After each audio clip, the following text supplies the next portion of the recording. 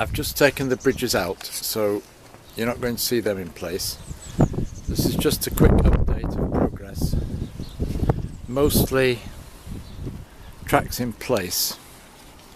A few joins I'm going to have a look at, like that one.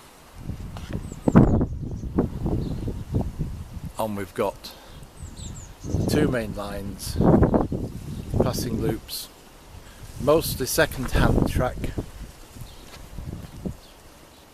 a little bit of cutting, yes,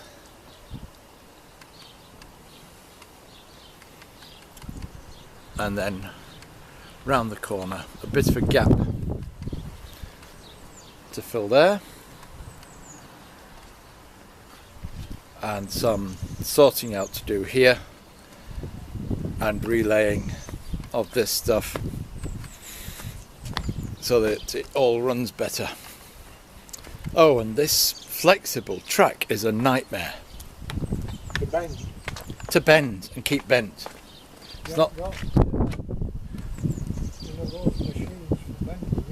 I've got one that will bend an individual rail, but you have to take all the sleepers off, bend the two rails to different curves, and then put the sleepers back. And I've done that here on this one and somewhere else. This is flexible track, which just keeps wanting to spring. It should be called springy track, because all it does, it wants to spring back to some of the shape.